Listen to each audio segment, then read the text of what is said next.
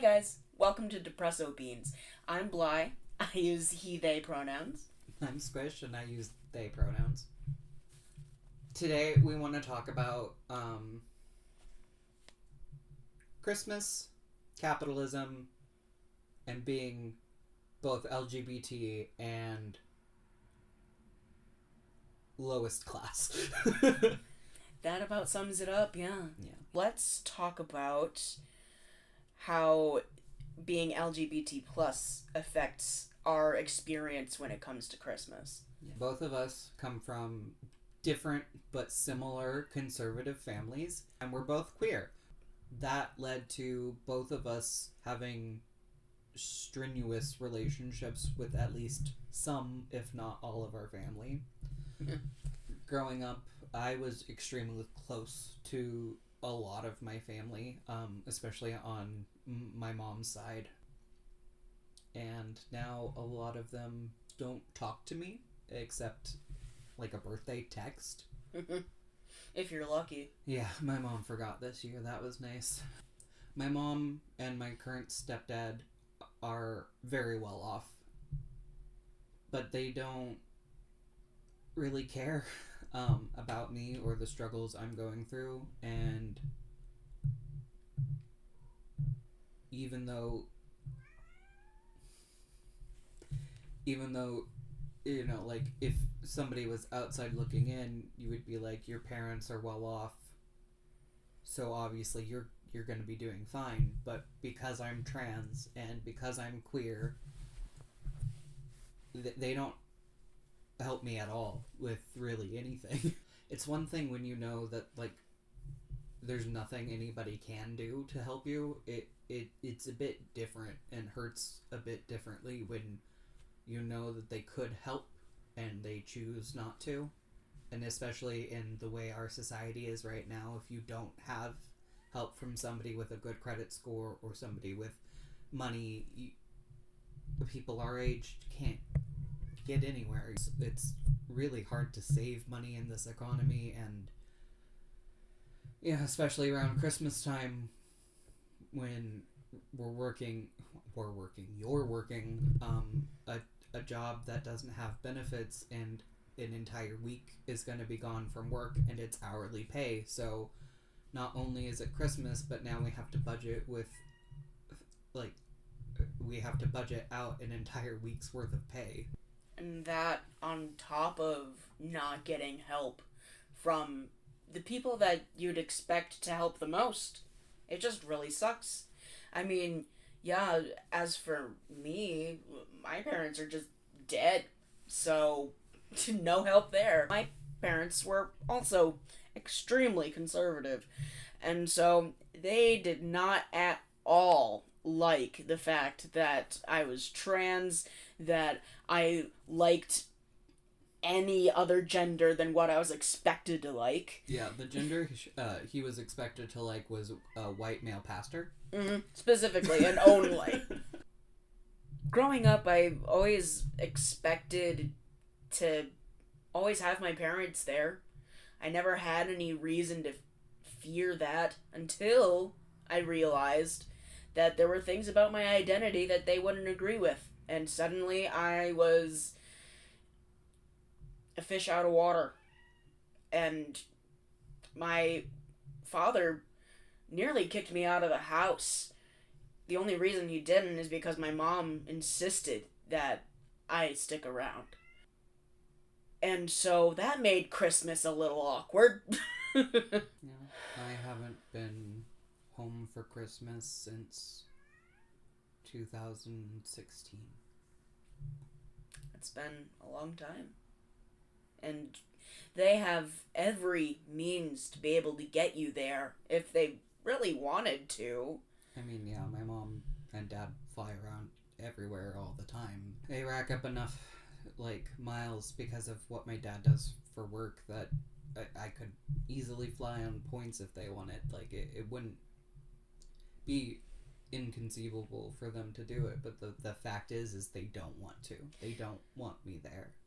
They don't want you there because it would cause conflict, and they don't like that it would be uncomfortable. Mm-hmm. Yeah. They don't, those who do respect my gender identity don't want to advocate for me, and those who don't respect my gender identity don't want to see me. Yeah. That's really what it comes down to. And this is so far from uncommon for LGBT plus people. Especially trans people. Yeah. Yeah. Because what they're disagreeing with is a core part of one's identity, and when they can't even agree on that, how do you agree on anything? And they also then use, the LGBT label and assign a bunch of labels underneath it. They decide exactly what my politics are from an assumption. They decide exactly how offended I'll be about anything. And they decide that it's too much of a headache to deal with me, so it's easier to not. Yeah. They're so focused on the image of who they think you are and who they think you used to be that they don't even want to try. And I've become so insignificant to them that my own mother forgot my birthday. So unnecessary, because when it comes down to it, family is supposed to be there for each other. At least that's what I grew up being told. I was told growing up family were the only people who would be there for you no matter what, and I believed it. And it was a real shock to realize that that was with stipulations. It was circumstantial. My mother has flat out told both me and my biological brother that her love is conditional, and if we do stuff that doesn't jive with her, she'd rather cut us out. I think she sees me as a problem that she doesn't have to deal with, so she pushes me away. She could have you there. She could be there for you. She just chooses not to. And then she tries to frame it like it's better for me. Yeah, like I remember when you brought up moving out to where she lives, she's like, oh, no, that won't be easy for you. When really what she was saying is it wouldn't be easy for her. Even though I haven't been home for Christmas since 2016, every year I have to think about that. I think about all the Christmases I loved growing up, and that I'm never gonna get to experience that again with them. So this time of the year sucks. Because on top of all of that mess being dealt with, there's also just the fact that we're low income, and so what choice do we have? Not in America, certainly, where everything runs on the dollar. And everything is going up. And it's all due to corporate greed.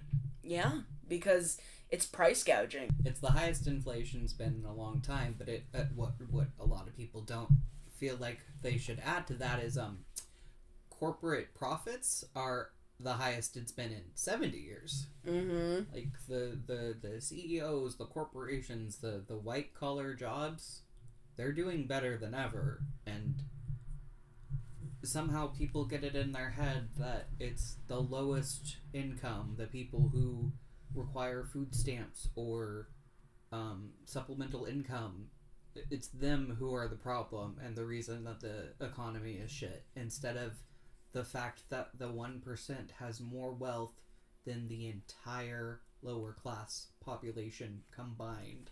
Yeah, I mean, look at Jeff Bezos. How much money... Don't look at him. But think about him if you must. Because...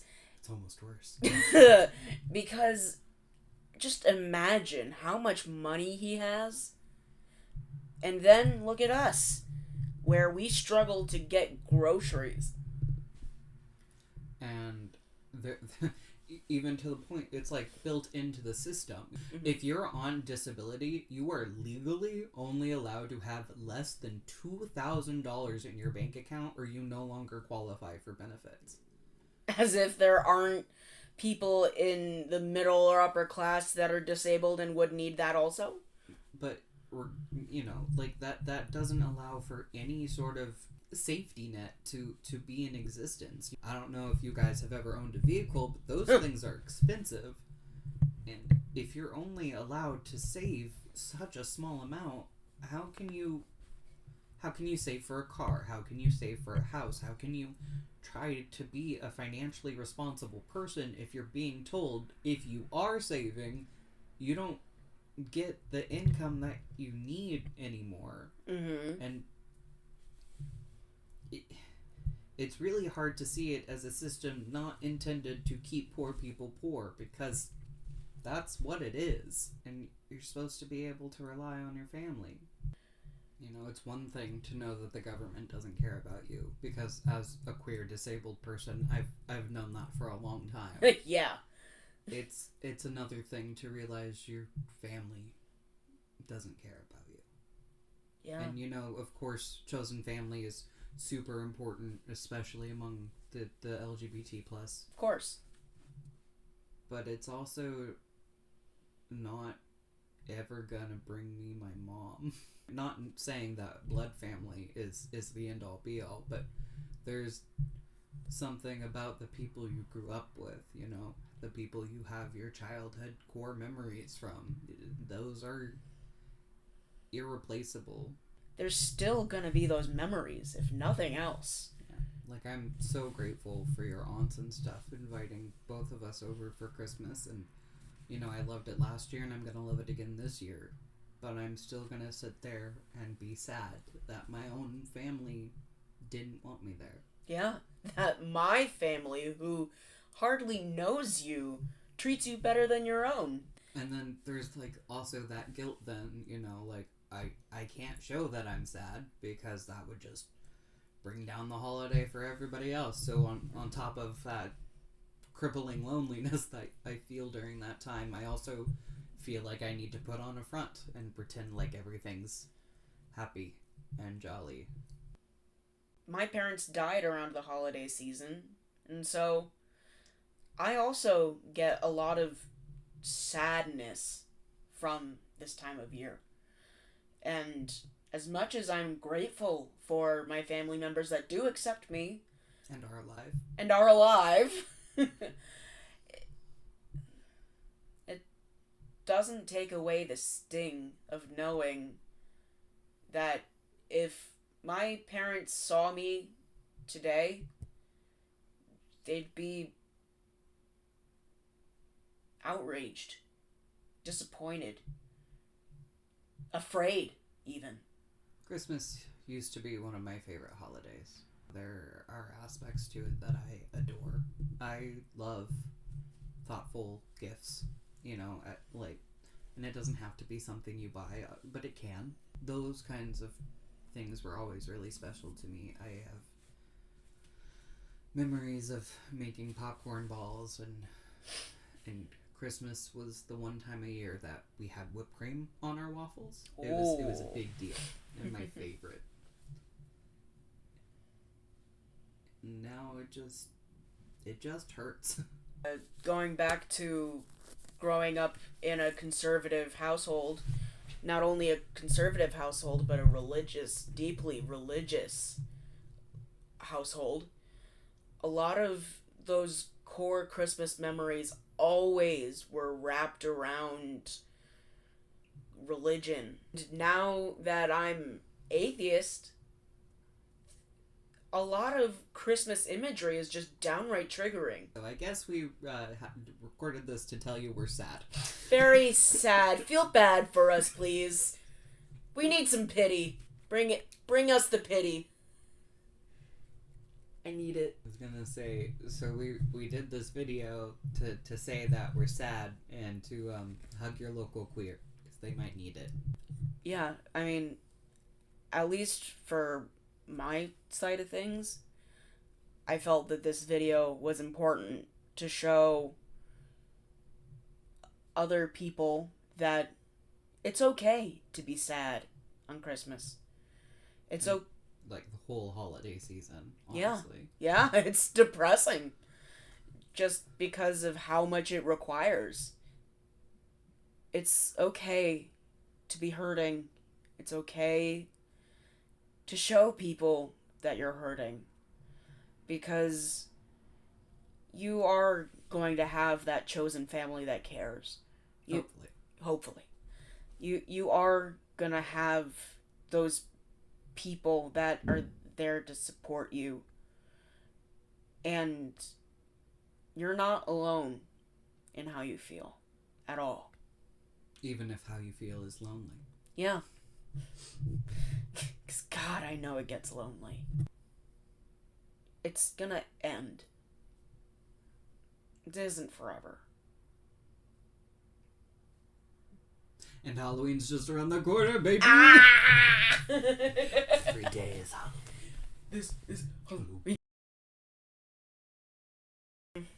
Like you said, hug your local queer. They need it. I mean, anyone needs it. And remember, a homemade gift is almost always more appreciated than a store-bought one. The Christmas holiday is built to suck you dry of all your money, so... And not in the fun way. So, might as well do something that is going to be, honestly, a lot more cherished because there's a lot more thought put into it. And something that's really helpful is make your own traditions. You know, like, one of the things I really miss is traditions that I had with my family. And so, make up one. Yeah, why not? It doesn't have to be on Christmas, you know? If you want a new holiday, you can just do that. Right? No one can stop you. Find things that make the good parts more prevalent. Don't let yourself not feel the sad and the bad.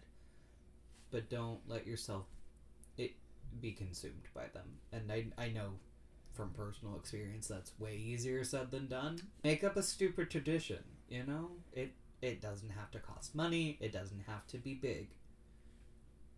But if it makes you smile, then it's worth it. Well, that was us talking about seasonal depression. Bye! Bye!